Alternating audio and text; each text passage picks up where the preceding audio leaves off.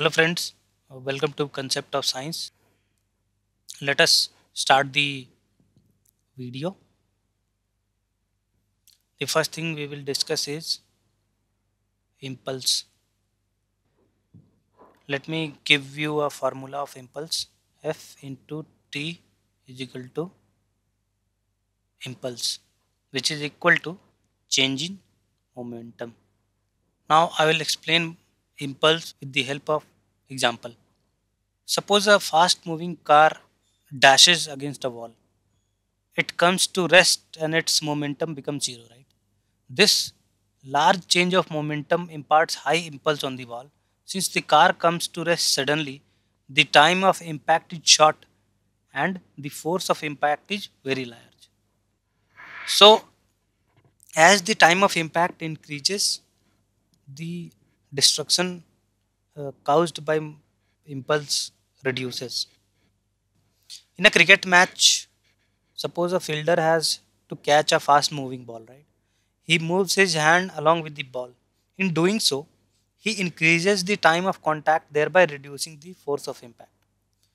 Similarly, when a boxer is confronted with a high momentum punch from his opponent, to minimize the force, the boxer withdraws his face along with the punch, thereby increasing the time of contact, and hence that causes less injury.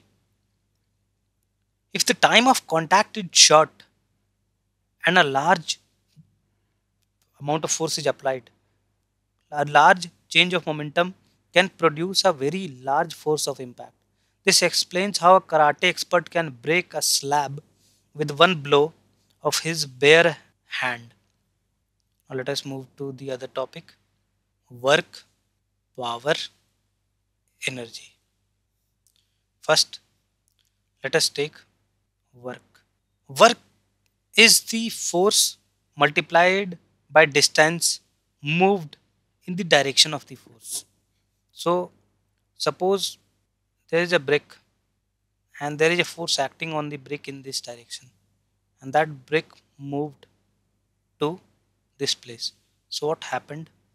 That this brick covered this distance, and as the distance covered was in the direction of the force, so there is a work done on this brick, and this work done will be equal to the force applied multiplied by the distance. So work is equal to force into distance. We will learn this concept through some examples. Suppose there is a man, okay, he's carrying a vessel over his head. The man carrying a box on his head applies a force equal to the weight of the box in the vertically upward direction. So he picked, that man picked this pot from here. So there is a change in position of the pot, and the force that this man applied was in this direction. He pulled it. The work done by the man carrying the box from the ground floor to the first floor of a building is given by the product of the force that he applied and the vertical distance of the first floor. Even though he might have used a slanting or a spiral staircase to walk up, thereby actually covering a larger distance than the effective height of the box from the ground. So, this man may have used a stair like this, or any stair like this slant, or he would have climbed like this. The only thing that will matter is that the pot is here, the pot was here. It will not matter whether it was taken to this route or that route. Work done will be calculated on the basis of the actual height or effective height, you can say. It is the distance in the direction of the force which determines the work and not the distance actually covered.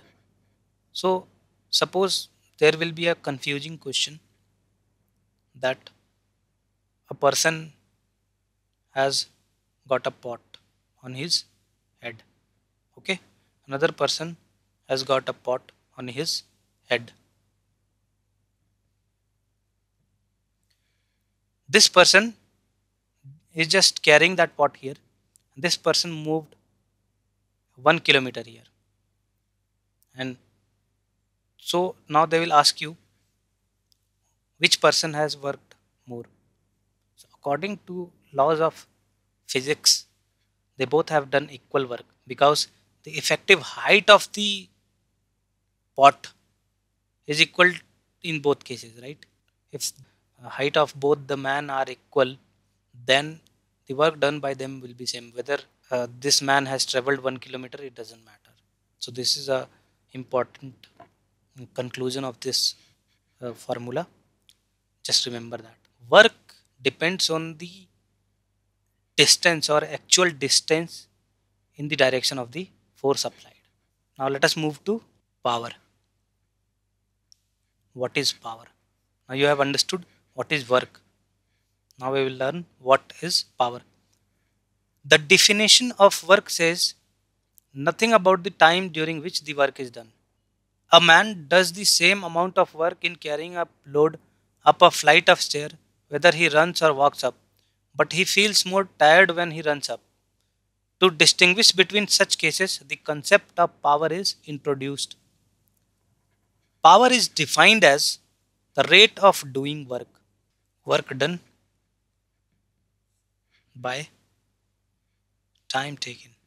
Thus, when the man runs up, he develops more power and therefore gets tired. A strong boy can climb a hill in a less time than a weak boy of the same weight because the former is capable of developing more power. The unit of power is watt. The unit of work was joule. Now let us learn the concept of energy. When work is done in winding the spring of a watch, the spring acquires the capability to do work and is able to run the clock for more than 24 hours. We say that the spring acquires energy. Thus, energy is defined as the capacity to do work. The unit of energy is joule. There are many types of energies. We will discuss some of them which are important. One is kinetic energy. The energy possessed by an object due to its motion is called kinetic energy and is described by the expression 1 by 2 mv square. Here, this is the kinetic energy. M is mass, V is velocity. A moving bullet or a moving stone possesses kinetic energy. In the expression of the kinetic energy, you can notice that the velocity is squared, which means that if the velocity of an object is doubled, its kinetic energy will become 4 times. A car traveling at 60 km per hour, suppose a car is traveling at 60 km per hour speed km per hour, okay, and we reduce the speed of this car to 30 km per hour. So what will happen? The kinetic energy of this car will reduce to 4 times. The car was moving earlier at the rate of 30 km per hour. It started moving to 60 km per hour. The mass of the car is same. So the car moving at the speed of 60 km per hour will have 4 times the kinetic energy of the earlier car. And that's why what happens, that very fast moving car, when it hits something, huge amount of destruction caused because that body possesses huge amount of kinetic energy. Now let us learn the another type of energy, that is potential energy. The energy possessed by an object by virtue of its position is called potential energy. One of the commonmost form of potential energy is that possessed by an object when it is above the level of the Earth's surface. This is called gravitational potential energy. Gravitational. Suppose this is the Earth's surface. You pick a stone and place it somewhere here, and this stone has a potential to drop from here to here without any effect. Suppose this ramp is removed. There is a ramp. Suppose this ramp is removed, the ball will fall here. So by virtue of its potential energy that is developed when it was picked from here to here. The formula of potential energy is mgh, where m is mass, g is acceleration due to gravity, and h is the height. There are many examples of potential energy. A stretched or compressed spring also has potential energy. The concept of energy is much wider than the simple idea of kinetic and potential energy of a mechanical system. In addition to the mechanical energy, kinetic and potential, there are several other forms of energy: heat energy, light energy, sound energy, nuclear energy. Another law, which is a universal law relating to energy, we should discuss in a brief manner: conservation of energy. Energy can neither be created nor destroyed. It can only be transformed from one form into another.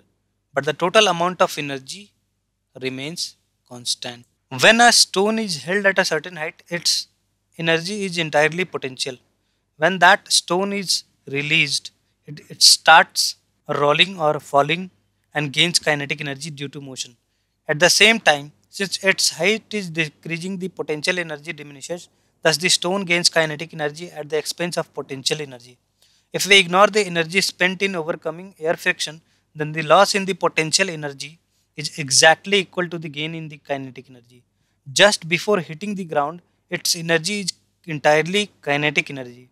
On hitting the ground, the mechanical energy of the stone is converted into internal energy, that is heat, and some sound energy. This is an example of conversion of energy. The moment of force, center of gravity, stability of center of gravity, and all other concepts we will learn in the next video. Please subscribe to the channel. If you like, hit like. Thanks for watching.